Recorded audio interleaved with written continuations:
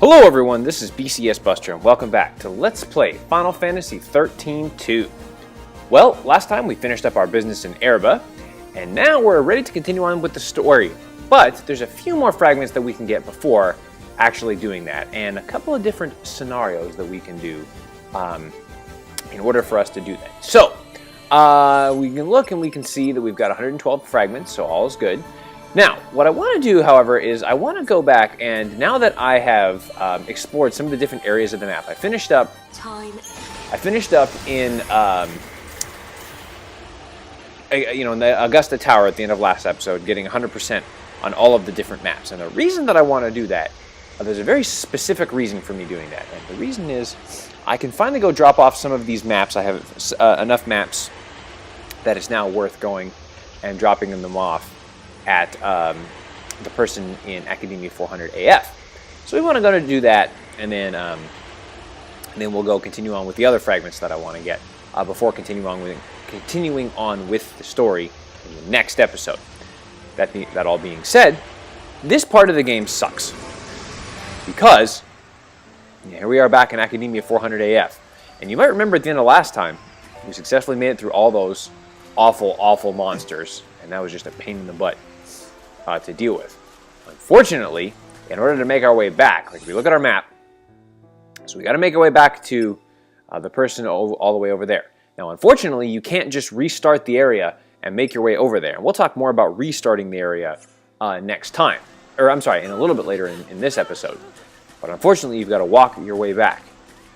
And even though we've cleared this area, the monsters are still around. And you see the music kicks in, and now we have to actually go up against these monsters. And you remember there were a ton of them. And here they are. Yeah, see, and sometimes they're still difficult to track down. Yeah, you remember all this crap that we had to do last time? Yeah, it's just, ugh, we had to fight all these monsters. Now, fortunately, we've got strong enough members on our team that we can do this quite quickly, especially if we get a preemptive strike.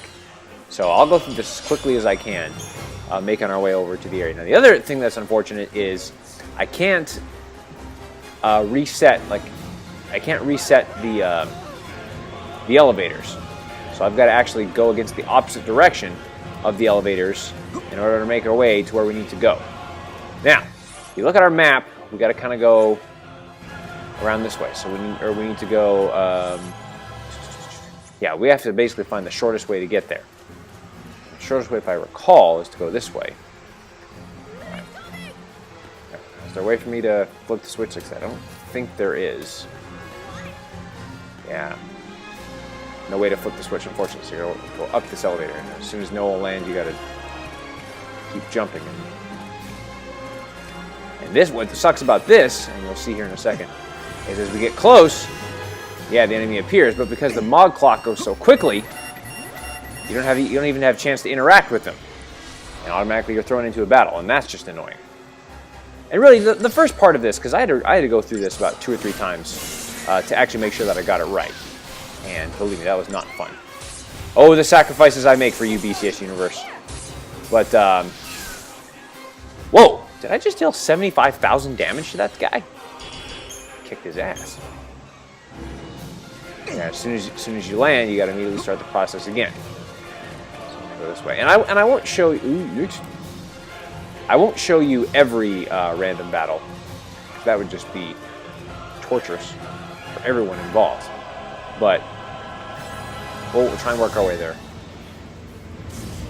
And I gotta go down, and really, the up ones are the most difficult. You see, there's a switch over there, but unfortunately, I'm all done now, so I don't even need to worry about throwing that switch. Okay, I always want to be looking out for the enemies. Ooh, I'm actually doing pretty good.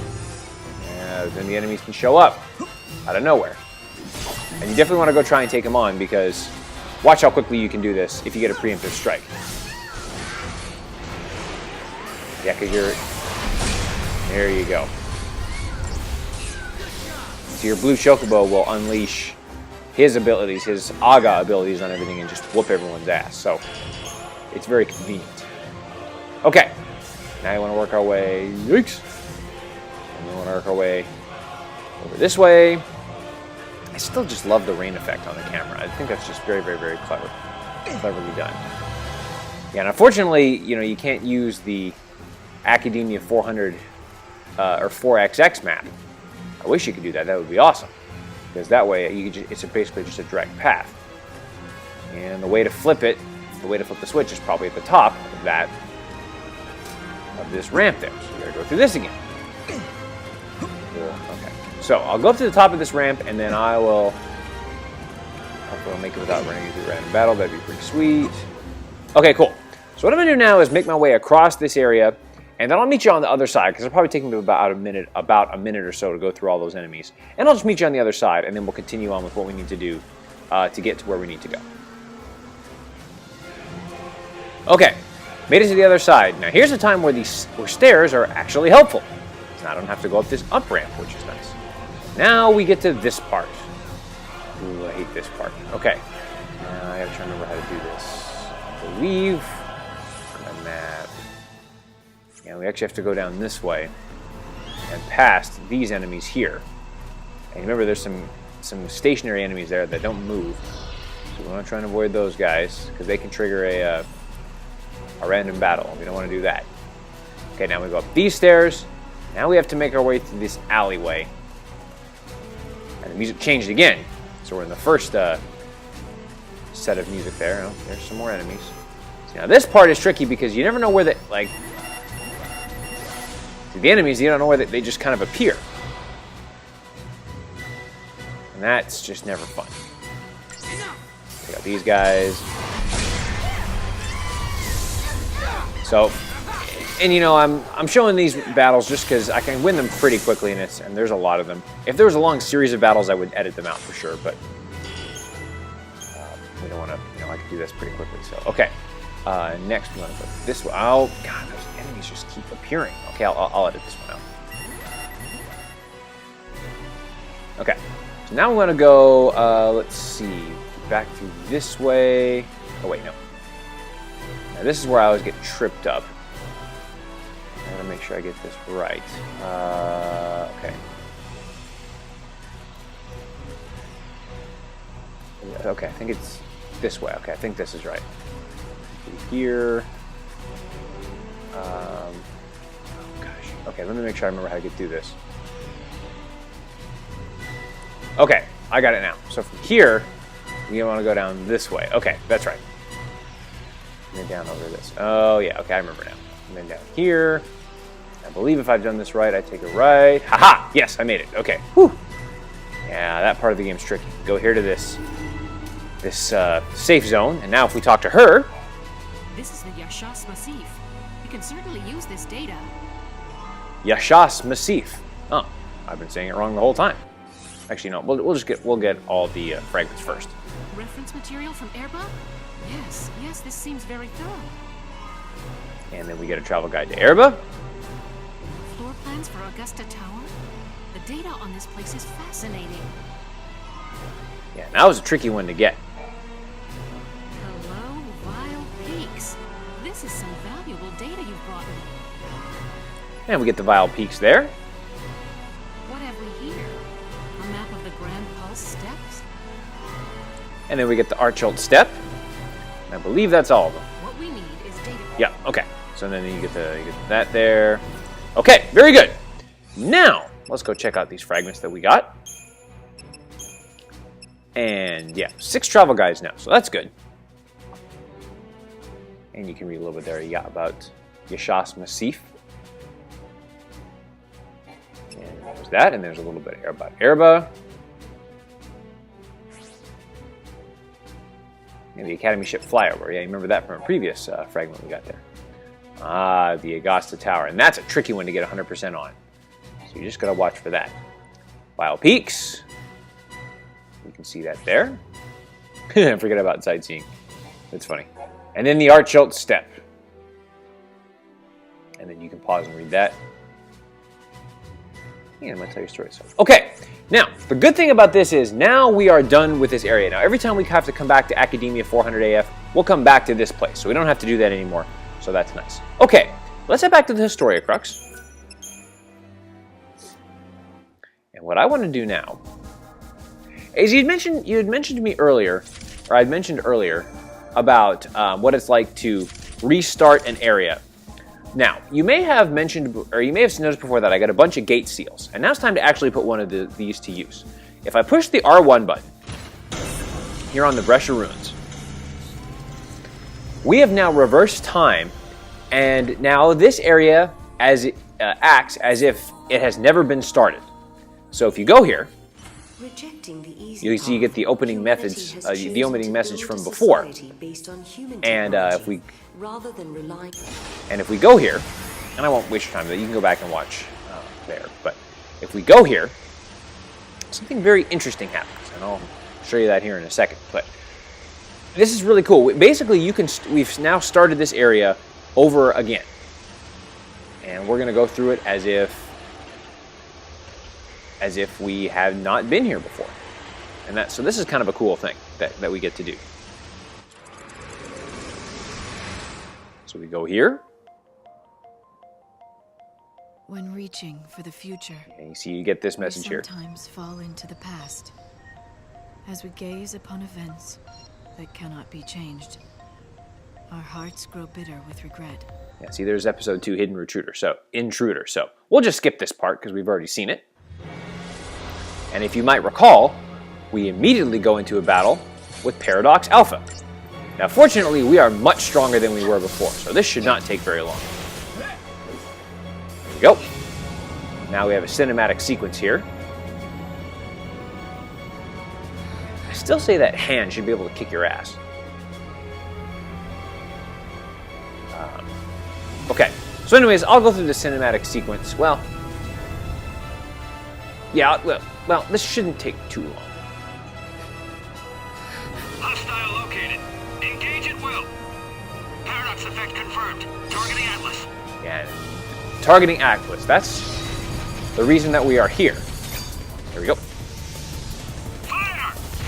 And so we do some damage to Atlas, and then all is good. Okay, so Atlas is actually the reason that we're here. You may recall, and now oops, no, we have to wait for this to get finished, sorry.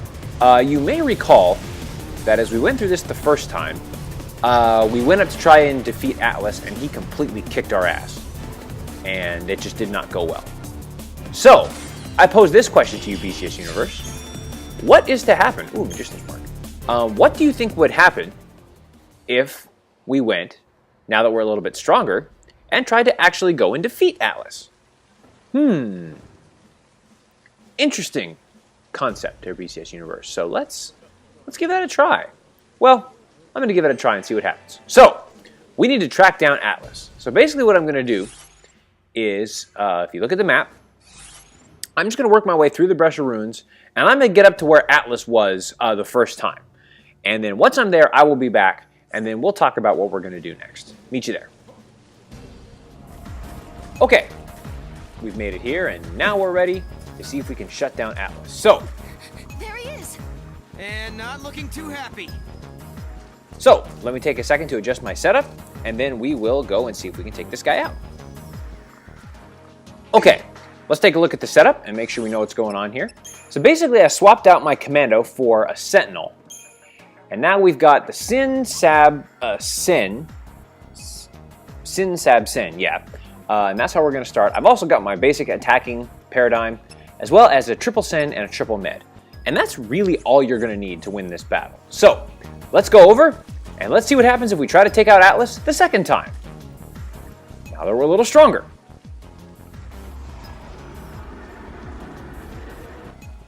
There he is. And now it's time for a boss battle against Atlas himself. So, let's do it. Okay, now the first thing we want to do is cast Protect Gun. Alright, then as soon as Protect Gun is up, immediately start going. Did that even work? I don't think that worked. So let's repeat that there. Get Protect God going. Thank you. And now start going on the attack. Now, as soon as he's about to attack, switch to a triple send, and then go back to the attack. Back to the assault. As soon as he's about to attack again, immediately go back to a triple send. and then go on your attack. When your HP starts to get relatively low, you'll then eventually going to want to switch to a triple med paradigm just for a round of healing to get back into it, and then you'll be good to go. The goal is not to stagger him. Okay, now he's going to do something here, so I'll switch to a triple med. And then he does a bunch of attacks on you. Now we can definitely use a round of healing. So let's do a quick round of healing. And then go back on the assault. And then basically just rinse, rather, and repeat until he goes down. And that's really the strategy here. He's attacking, so triple send. He's got our Feral Link going. As we can. And then go back on the assault. Yeah, and then with that attack pattern, he should be able to go down pretty well. It won't be ridiculously fast, but how to be fast enough.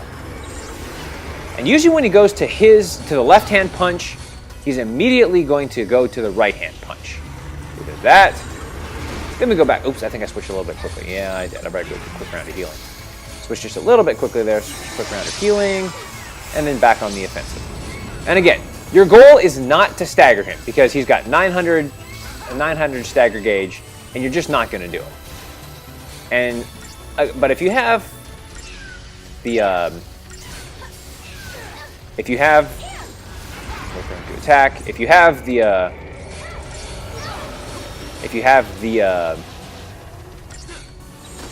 we go, the Goblin Chieftain going, chances are you'll have built up the Feral Link gauge, and then so you can get bravery and faith going on your team, and so that'll be helpful. He'll clasp his hands together, take a little bit of damage, go after him, and then that should be it. And we should be able to take him down. And there we go, we got him. We did it. And if you recall, we still have to do the cinematic action. So we'll go through this. No. And I'll show you this just in case I'm on it. you've forgotten it. Basically, it's to the right and then a button. Kind of the plan there. Whoa!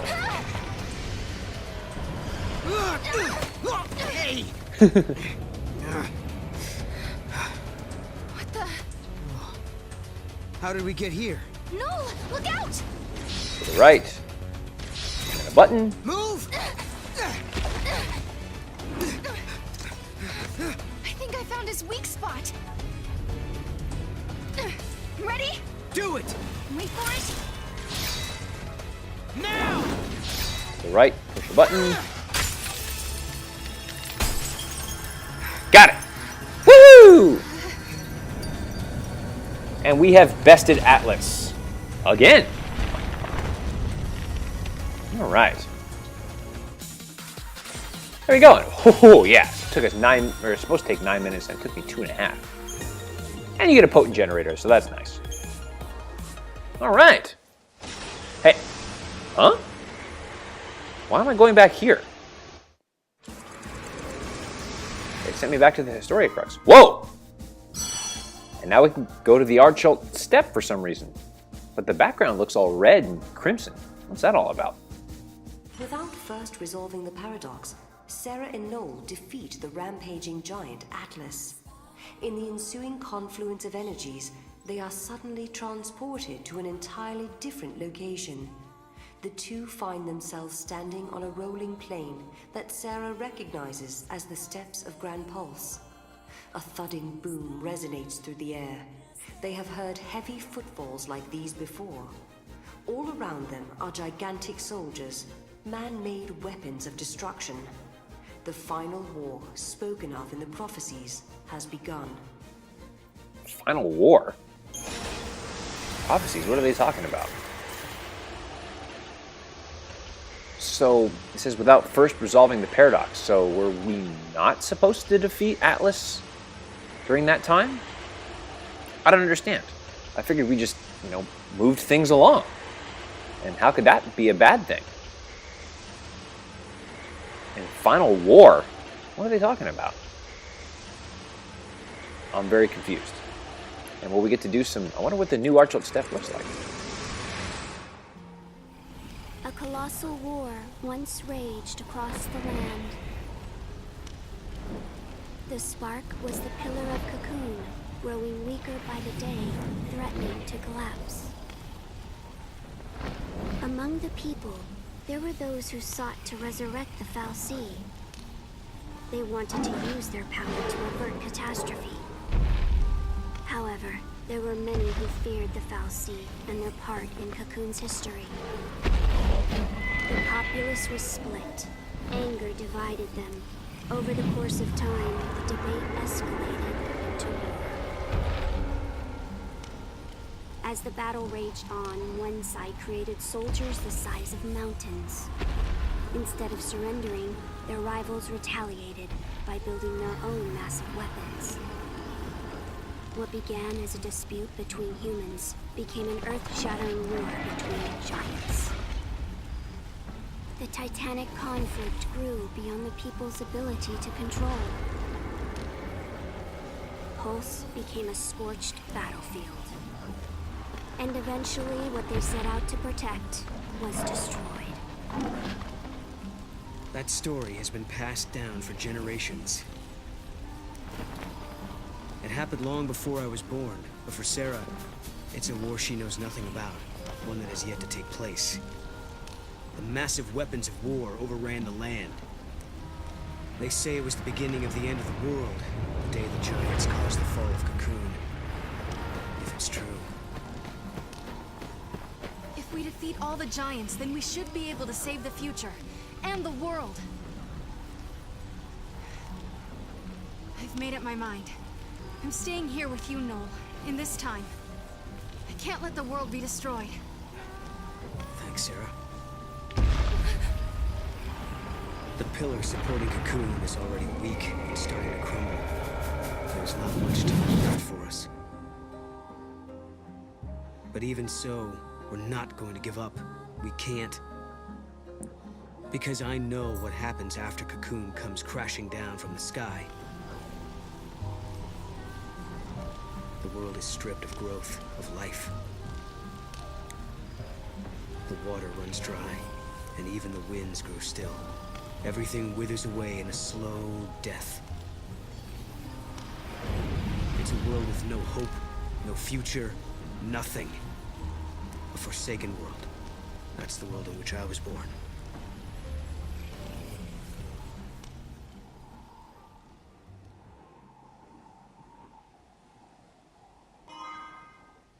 My God. That's crazy. Wow. So it turns out that we weren't supposed to do that. Huh. So apparently us defeating Atlas the first time causes the world to end. That's just great. Yeah, so paradox endings are... not only are we resolving paradoxes, but endings themselves can become paradoxes. That's just crazy. So, in order to get back things to where they're supposed to go, we go back here, and we open the gate with R1, and by doing that, everything is now as it's supposed to be with the Brescia Ruins. So now we're back, and we can pick up as if nothing ever happened. However, we can now go and see the Archeld Steppe as before. So if we go here, we can check out the paradox ending fragment. Atlas was a weapon to protect humans from fal'Cie, but since we destroyed it, the fal'Cie ran over the world. So there you go. Okay, so there's that, and cool. All right, now there's one more of these paradox endings that we can do, and it's here in the Sunlith Waterscape. Let's close off this gate. You might recall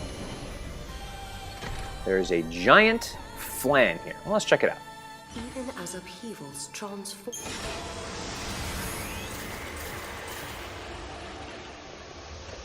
Yeah, so, I mean, that's just crazy. If you think about it, it's like, by actually doing something that we were supposed to do, we caused the world to destroy. I wonder, if you think about that, I guess I don't know. Sometimes when you do the right thing, well, no, I don't know. I guess sometimes if you do the right thing, other things can go bad, but I guess you just gotta let things naturally happen the way they're supposed to. Each reunion is a twist of the knife. The joy. And if we is go here, ephemeral. It leaves fear in its wake. this is the start of episode A 3. fear that all too soon the time will come when you must bid farewell again.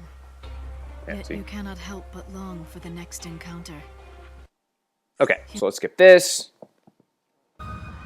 Was it a vision? Does Sarah have the same power as Yule? And it's kind of interesting to walk back and see, you know, them talking about Yule and stuff like that. So But why? Why did she react the way she did? I think Wow. That is one gigantic monster. So if you go over here, you recognize this giant plant.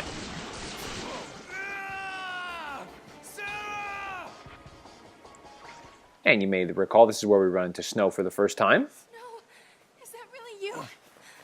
Okay, so we'll skip this, because we know what happens there. And now we get to defeat this monster really quickly. Oh, shoot. You know what? I forgot to get my paradigms back. Okay, that's fine. But again, we should be able to defeat this guy pretty quickly. Get close. I'll cover you. Don't be a fool. Come on, trust me. Okay, cinematic action. Okay, so you've seen me go through this. So I'll just go through this and then be back when I'm done with this. Okay, so we've seen this before. So are Vanille and Fang okay? Are Vanille and Fang still safe? If the stories about Cocoon collapsing are true, we'd better hurry. No worries, I got it covered. That's why Lightning asked me. She knew she could rely on me to protect them and the pillar. 100%. I'll help you. So will I. There's no telling how many people will die if Cocoon falls. None of this makes sense. Okay, so anyways, we keep moving on here. We've seen this dialogue before. Now, if you may recall, the monster, there's that giant Flan. And remember, we couldn't take him on. There are so many little Flan. Where are they all going to? We follow him straight to the artifact. Well, maybe. It could happen. They may be drawn by the space-time disturbance. Let's find out. All right, let's find out indeed. Okay, so let's just make our way over there. And Mog senses something. got He your knows about the attention? vine. Must be that vine. And we know we can use it to get across. Now we're face to face with the giant Flan. So Got it. If we get stuck, just look for a vine. let's check. Let's take a second and make sure we're ready to go here. Okay, we're back. And basically, I'm in the pretty. Oops, no. Why do I always do that? No. There we go. I'm basically in the same setup as I was before, except this time I'm going to start in the Comrade Rap paradigm. Now let's head over here and get ready to take this guy on. Can't win this, not now. Noel looks like he's up for it. You say we give it a shot and see what happens, huh? Sure, why not? And now it's time for a boss battle against Royal Ripeness Part 2. All right. Now, first thing we need to do is start getting the chain gauge going. Because really, that's the key to winning this battle. I guess I could have done a triple wrap paradigm, but that's okay. Yeah, so we're going to try and build the chain gauge up as quickly as we possibly can.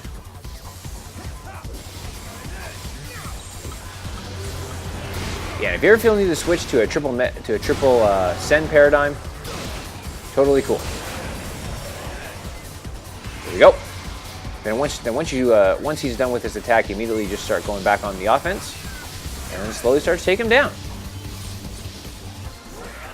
And that's basically the plan. Now you can stagger this guy. It's definitely possible to stagger him. Do some attacks, all that kind of good stuff.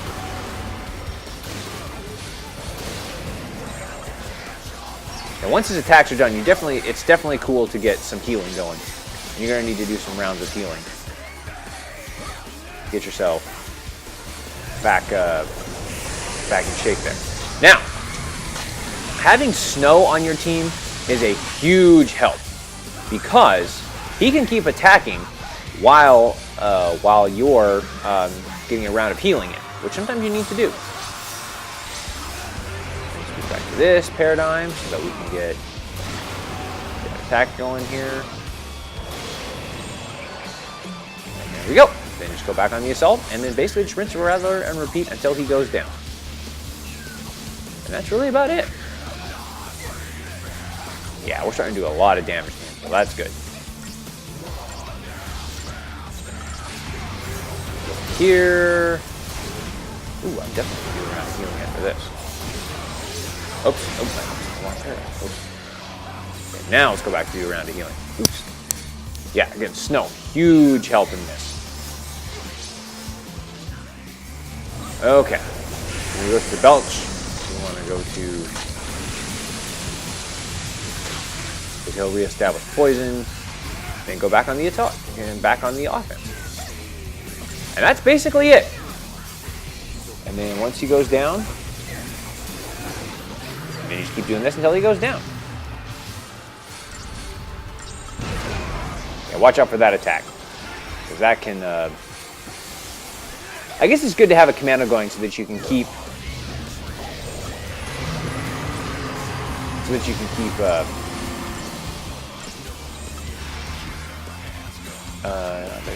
here.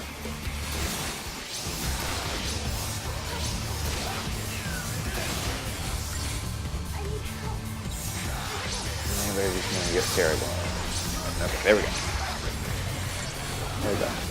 Yeah, sometimes he gets haste going on himself, and that can be kind of annoying. Oh, there we go. Back on the offense. And we should be good. This is going to be a long episode today, BCS Universe. I guess I can... There you go. I didn't even need to stagger him. And there you go. Got him. Ooh, Vitality Crystals. That's nice. Hey, uh-oh. Getting sent back on the timeline again. Now let's see where we end up. Oh. Sunlit waterscape that we don't really know where we are. All right, let's check it out. It was a world that belonged to the Flan. A Flan-controlled, Flan-friendly, and Flan-approved kingdom. Sarah and Noel once defeated a massive Flan, but the act triggered a paradoxical backlash and filled the breadth of Cocoon with gelatinous organisms. From among them rose the most powerful Flan to ever exist. The entire world quailed beneath its tyrannical pseudopod. Would all of Cocoon be devoured by this immense Flan potentate? Ooh. That doesn't sound too good at all. Do we have to go defeat another Flan? Because, starting to defeat all of these Flan is kind of annoying. But let's see what kind of strange paradox ending we get this time. Because, well, okay, spoiler alert, this is a paradox ending. So let's go check it out. And let's see what we can find. These Flans do not sound very inviting. Once upon a time, in a faraway land, there was a giant forest, Kubao. There was plenty of water in the vibrant woods, and all the monsters lived happily together, Kubao. The monsters loved to test their strength, and sometimes their games got a little rough. But even so, they all got along fairly well, Kubao. One bright and sunny day, a mean Flan came along and declared himself to be the king of the forest, Kubao. The Flan stood as high as the clouds in the sky, so none of the monsters disobeyed him, Kubao. The king ordered his royal subjects to shower him with gifts from all corners of the world, Kubao. In return, he promised to banish humans from their domain, and he would create a kingdom where monsters ruled the land, Kubao. I told you we'd just be able to sneak in. Hey, Sarah, how do I look? Just like a monster? The transformation spell worked like a charm. No one can tell who we are.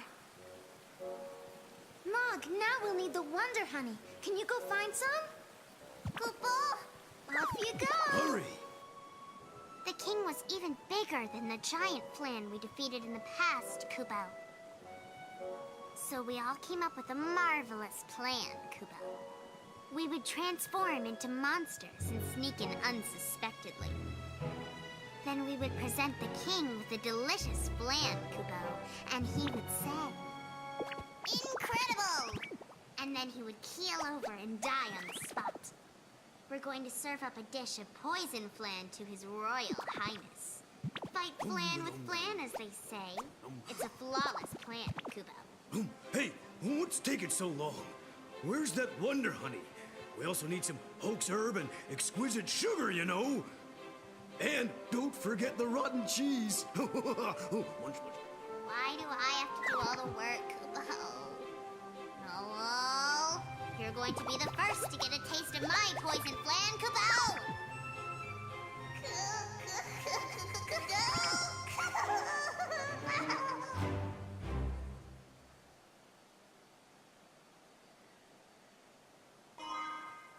Wow. I guess the moral of the story here is don't mess with Mog. He's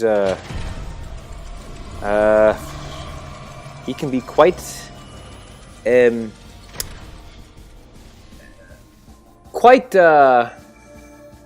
don't know what the word is, but not pleasant to be around if you make him mad. And why did Noel start acting like a dog? What was up with that? That was just crazy. So, okay. So that's all we can do here with the Paradox Endings. We're now ready to move on with the story. One other thing I'll say is, you may have noticed, is I decided not... Well, let's check out this Paradox Ending here. And then there's that. They were looking forward to hearing Mog's idea. Yeah, it's crazy. Yeah. So, anyways, you may notice also that I didn't get any of these fragments here. I went and I defeated Yomi once. Actually, you know what? I didn't defeat Yomi because I just realized that, you know what? I can go and get that serendipity. I'll be able, when I go through the game, I'll be able to get enough money that I can go and defeat. I'll be able to get enough money to go purchase those fragments without having to go through defeating Yomi a bunch of times. Plus, I just wanted to keep going with the story. So I'll go back and get those other fragments in Serendipity a little bit later in the game. So next time, we will continue on with the story and see what awaits us in the other side of Academia 4XXAF. But until then, this is BCS Buster signing off. Don't forget to like me on Facebook, follow me on Twitter at BCSBusterLP, check out my blog, check out my donations page, and as always, take care, y'all.